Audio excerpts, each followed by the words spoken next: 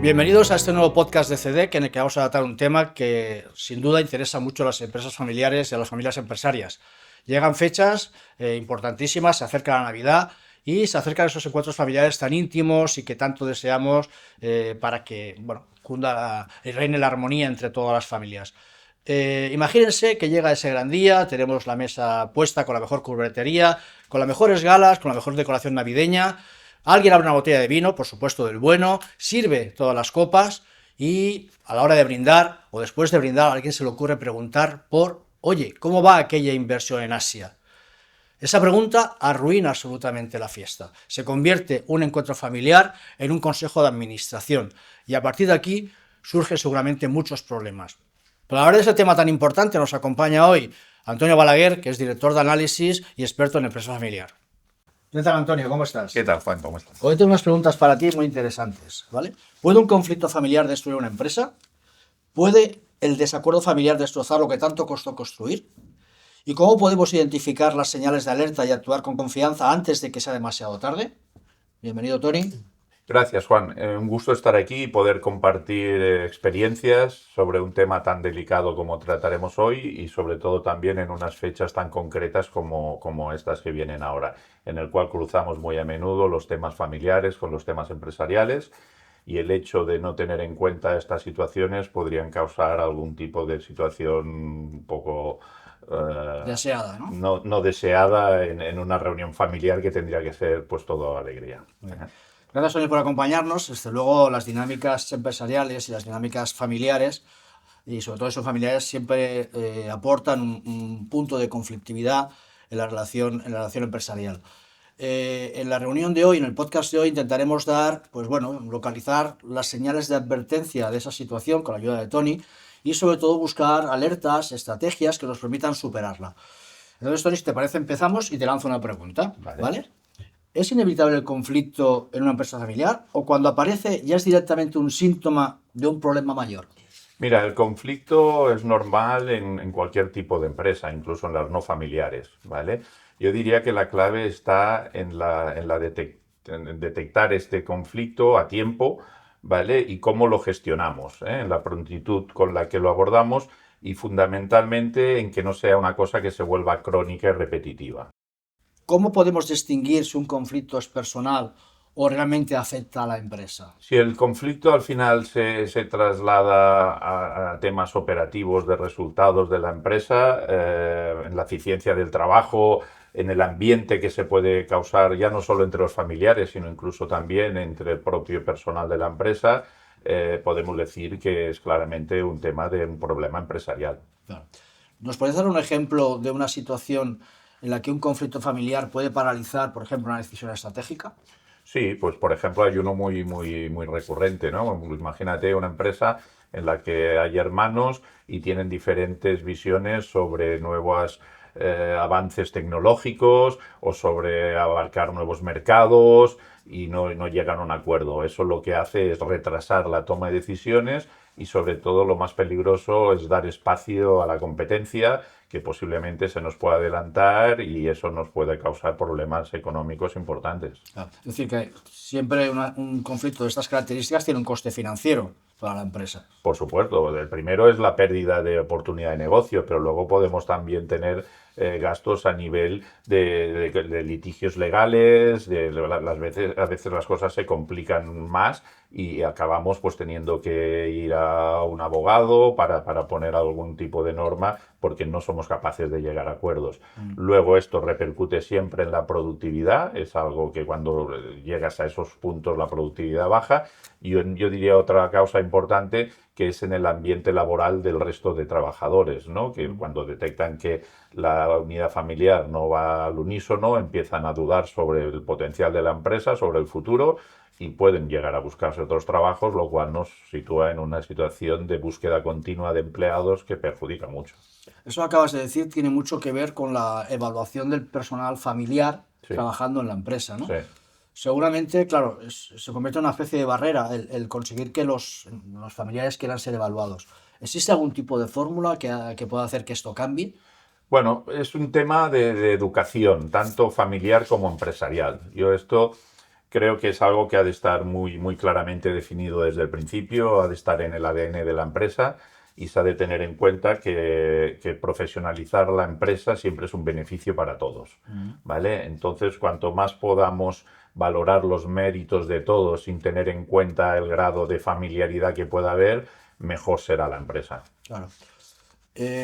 Claro, yo entiendo que en este podcast las personas que nos están siguiendo querrán saber pues qué acciones tomar para poder solucionar este tema, esta situación y poder emprenderlas desde mañana mismo. ¿Nos puedes proponer 3 acciones que creas que básicas para poder empezar a solucionar este problema? Sí, la primera de ellas, y además muy, muy, muy conocida normalmente en todas las empresas familiares, es el protocolo familiar. No todas la tienen todavía, pero sí todas han ido a hablar de un protocolo familiar. Protocolo lo que hace es poner sobre un papel pues las normas que queremos que se cumplan, cómo se rija el funcionamiento de la empresa y cómo tiene que ser la interacción entre los familiares que hay en esa empresa. Entonces, este protocolo realmente sería el punto de partida para una buena relación familiar. Muy bien. Entendamos que un protocolo, al final, y desde el principio, es un acuerdo moral, es un acuerdo entre las partes, es la normativa que se da a la propia familia para evitar este tipo de conflictos. La segunda acción, Tony. Bueno, decirte que sí es verdad esto del acuerdo moral, pero que yo añadiría de obligado cumplimiento, ¿vale? De obligado cumplimiento y aceptación por parte de todos. No tiene ningún sentido un protocolo que luego lo hayamos redactado y que la gente no cumpla eso porque considere que es algo aleatorio, que si quiero lo hago y si no quiero no lo hago. Sin duda. Aunque no tenga ese peso legal, si es algo de compromiso moral entre todos para llevarlo a cabo. Bien, como me preguntabas, el segundo yo diría el establecer un espacio de reunión, ¿vale? Lo que a veces se conoce como el consejo familiar. Ha de haber un espacio de reunión con un periodo marcado, puede ser mensual, trimestral, dependiendo el tipo de familia que sea y el volumen, en el cual se reúna la familia para tocar temas familiares. Una reunión desvinculada de los temas operativos del negocio, una reunión en la que puedas hablar de salud, de vacaciones, de proyectos de vida, de estudios de los hijos, de muchas cosas que son temas familiares y que no deberíamos mezclarlo con temas operativos de la empresa y que por supuesto nunca deberían llegar a un comité de dirección o a un consejo de administración, ¿vale? Y para eso crearía pues este consejo familiar. Muy bien.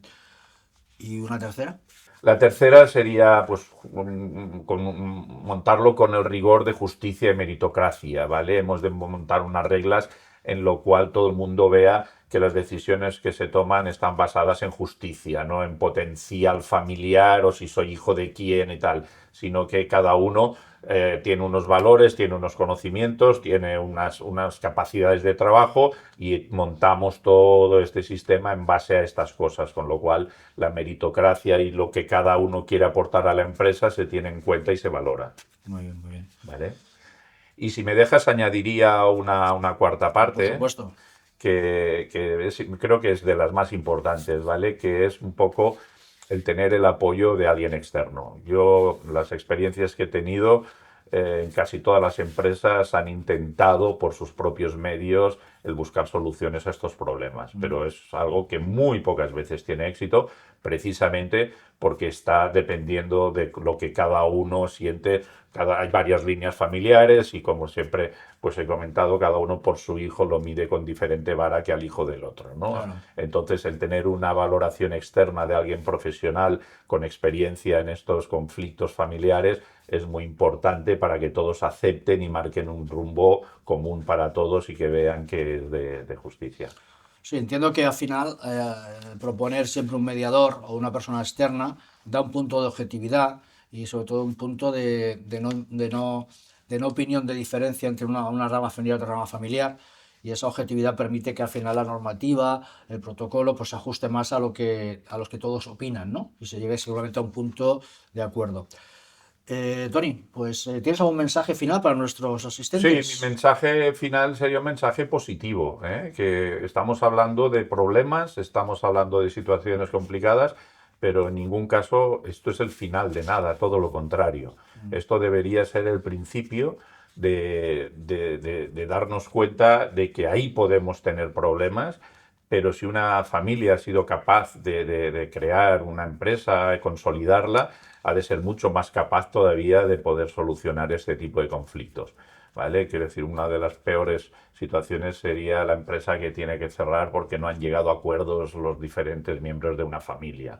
¿Vale? Entonces, cuando detectamos este tipo de conflicto, como decía antes, lo importante es cogerlo a tiempo y gestionarlo de la manera más profesional para que se pueda subsanar. Muchas gracias, Tony.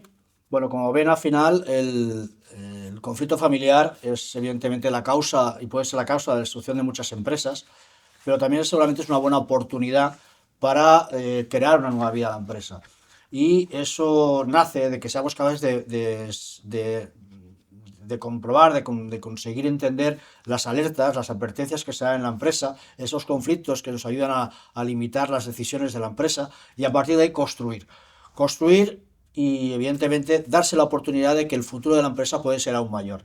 Actúen hoy antes de que la Navidad sea una cena de empresa. Intente que su Navidad sea realmente un encuentro familiar y no arruinen ese encuentro familiar. Para cualquier consulta nos pueden escribir a consultas@cd.es. Les esperamos.